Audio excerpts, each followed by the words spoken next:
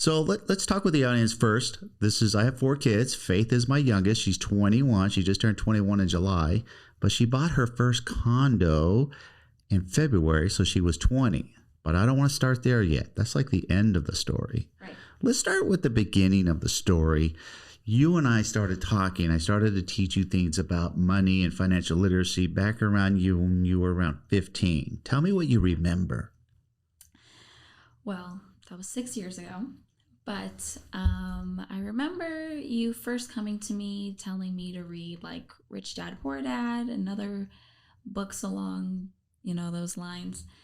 And I remember being 15, like, why is he teaching me this? Like, I'm just a kid. I just want to go out and with my friends and, do whatever. Yeah, I was setting you up though. And I think you were 15 also when I took you to that I was doing a boot camp for some real estate stuff, and at that boot camp was a side-by-side boot camp for kids. Do you remember that boot camp? Yes, that's when I was 17. Oh, that was 17. Yes. Okay. So at 15, you're wondering, why am I teaching you this? Try to share with me what are some of the, if you can remember, what are some of the first lessons that you started actually learning and soaking in? One video that you had me watch, I don't remember the guy's name, but I just will never forget how much he was talking about your value when you're working, like you bringing value to whatever job that you have. And that's always stuck with me and like resonated with me through the jobs that I have now to, make more money and excel and go up the ladder. Yeah, that was Jim Rohn. Jim Rohn. Unbelievable. Yeah, I have watched hours and hours of Jim Rohn. And, that's awesome to understand at 15 that really soaked in for you, because it really is one of the most invaluable lessons that Jim Rohn has ever taught. And he's taught thousands of lessons. But when people can realize when you're out there trading time for money, right? You get paid X dollars per hour. It's not about that. You get paid for the value that you bring to any position you're going to have in your whole life. And people, the more value you can bring, whether it's a job or entertainers have to entertain, right? If you're really good entertainer, you're going to make a lot more money than an entertainer who's not really that good, right? So they're just bringing more value to any given situation. So that's an awesome lesson to have learned at 15 and retained it. Let me ask you, have you ever had that type of conversation with any of your peers? If I have, I started the conversation because they don't really have the same like mindset that I do. I feel like I've kind of taught my friends some stuff that you've taught me. Which is good. I think, I talk a lot about with some of the other guests that, we can get our financial literacy education from all different places, right? Mom, dad, aunts, uncles, friends, wherever. So it's awesome that if you're sharing those lessons that I've taught you with peers, younger people, see if they take them in, don't take them in. Obviously, time will tell, right, through your peers what they're doing or not doing with their money. So that's just creating a mindset around money, right? And what to do in life and how to give value. It's just an awesome lesson. So after you learned that lesson, you weren't quite working yet, right? You weren't old enough to actually get a job.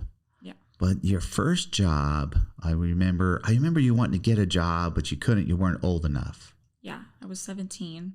And I walked around the downtown Summerlin Mall, and I walked into every single store and asked them if they were hiring. And they were like, actually, I was 16.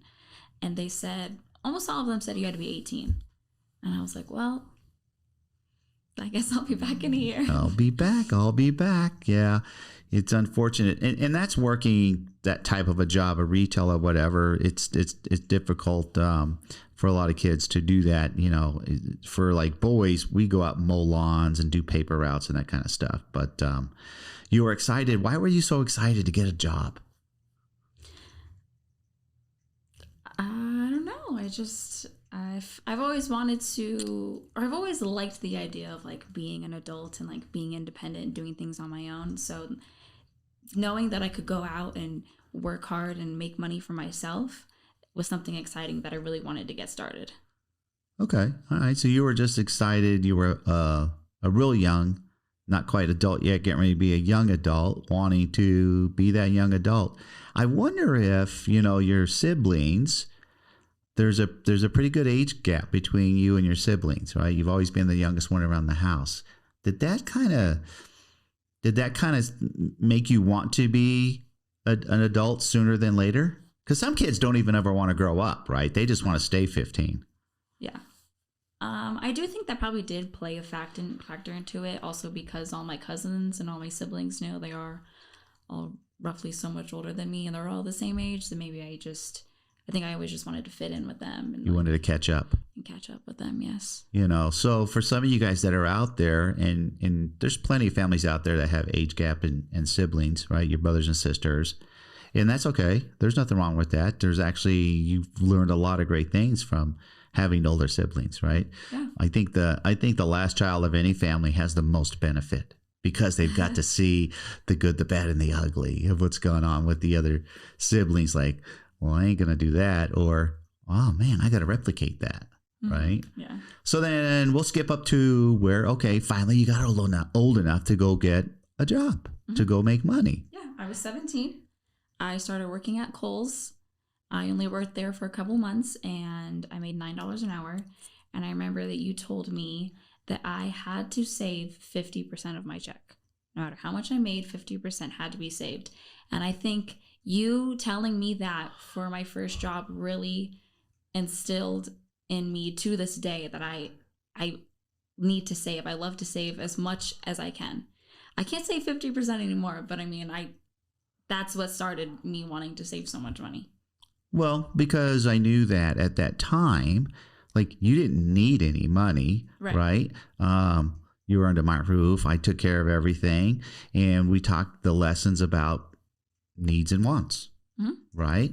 And I think you were sharing with me not too long ago about that lesson, because that lesson was taught right when you started working. And so how do you treat your daily life now with that lesson? Now I'm more of an adult and I have real bills that I need to pay. And then there's, makeup that comes out and I'm like, I want it, but do I need it? And then I can hear you in my head going, yeah, you don't need that. That's what I was hoping you were saying, because it was funny when you told me that for the first time. I'm like, I'm still in her head. I'm still in her head. Yes. But I remember the lessons when I was young and I had voices in my head telling me, do this, don't do that. And I think we all grow up knowing right from wrong. That's a pretty basic one. But the fact that you're keeping it is great. So let's travel through time here. So you get that job at Kohl's, and that was, I remember, it was, what do you call it? During Christmas, right? So they always hire extra people during Christmas time because they're busy. And so we knew that was a short-term deal. You weren't going to be there forever, whatever. And you went and made a few bucks. But what were some of the good key lessons that you learned at that job that you still take away today? Accountability, punctuality, and just working hard, stuff like that. When it's your first job, you're learning everything for the first time of what it's like to be like in the working field. And just working with people, right? Having to serve people because they're there to, customer service. They're there to buy stuff, and you got to be pleasant and nice and all of those things. And we all know that not everybody is pleasant and nice, right? So you have to just kind of suck that up and be as pleasant as possible. So yeah, that was a short-term deal. And then from there, I think it was springtime or something, you went and found your second job. Where was that? My second job I didn't get until right after I turned 18. And that was at Windsor at downtown Summerlin. What's Windsor? Just a girly clothing store. They sell like special occasion dresses and stuff. Okay. What kind of lessons did you learn over there?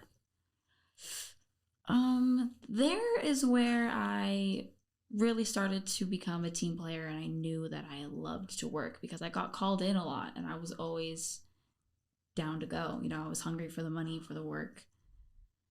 Okay. All right. And then we at that time, I remember before you're 18, like almost any kid that's getting ready to graduate high school and be 18, they want to just go spread their wings and be on their own. And you were telling me, Dad, I'm moving out when I turn 18, and your birthday's in July.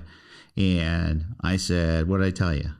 Well, it was like 2 or 3 weeks before my 18th birthday, and I was like, I'm moving out. But I didn't have a job at the time. And you were like, really? Okay, well, that costs money. So let's break down, roughly rent and, power, this and that, yada, yada, yada. You need to make this much money a week and in a month, and you make nothing right now. And that's when I realized, like, oh, I need to, like, actually go make money. I can't just leave and move out. Exactly. I think it was a great lesson. And that's a great life lesson in anything we may want. I mean, we can want a lot of things. People want nicer cars, vacations, bigger houses, all that kind of stuff. And it's great to have those goals. But I think if people would just break them down first, like, okay, I want X, Y, Z. Okay, how much is it? What's it going to take for me to get that, whatever that may be? Vacation, material thing, car, house, clothing, whatever. And then right? Then you just map it out. And that's what goals are all about, right? My goal is X, Y, Z. So then I remember, okay, you figured that one out. I got to go work. And that's why you were saving money. But one of the things when we broke that down, if you remember, share with me what you remember when we broke those things down, the dollars, and what went through your mind and what would you tell yourself? It's a lot harder than I thought. How? Because of the money that I needed. You have to go work for money. Right. So was it hard because how much were you making over when you went from Kohl's over to that Windsor? When I was working at Windsor, I only made $8.25. Minimum wage. Minimum wage. Tips? Nope. No tips. Minimum wage. And you wanted to move out. So if we start doing math, do you remember the numbers when we put them together? How much it was going to take? No. It was like $1,200 or $1,400 a month minimum because you didn't have any other bills, right? Yeah. So we figured that. So I'm like, okay, how are you going to make $1,200 to $1,400 a month just to pay bills? Let alone you still have to save, right? Because let's get into one of the things when you started to work. I had you open an account. What type of an account did I have you open? A Roth IRA. Yeah. Explain to the audience why I had you open a Roth IRA. Well, I opened it right at 18, which is like the best time to open it because time is money. Time is of the essence. And so I've been putting money in, or the maximum that you can put in every year. And you do that for 7 years, right? Well, that's one lesson. I mean, you could put it in your whole life, but I'll break the lesson down for everybody out there. Okay. At 18 years old, if you max out your Roth IRA for 7 years and then never put another dime in it, when you're 62 years old, you're going to have about $1.8 million. So at your age, you could put $6,000, right? So $6,000 at 7 years, how much money is that? $42,000. And then you never put another dime in. Now compound interest takes place, and you will have $1.8 million roughly at 62. That's pretty sweet. So, but picture and imagine, like, you're doing well. Let me just keep funding it. What do you think that could grow to? Double that, triple that, right? Exactly. Double, triple, quadruple if you just kept maxing out, right? So, but the best thing about the Roth IRA is that when it is time, right, to cash out, that's all tax-free money. Yes. Tax-free money because we fund our Roth IRAs with our after-tax dollars after you cash your check. So if you like this clip and you want to watch another one, click right here. If you want to watch the whole podcast episode, then go ahead and click right here. Okay? Do me a favor. If you haven't subscribed already, please subscribe. And if you want to hit the notification bell, you'll get notified every time we release a new video out for you, whether it's the clip or the whole podcast. So hope you get a lot of value, and I'll see you guys on the next one.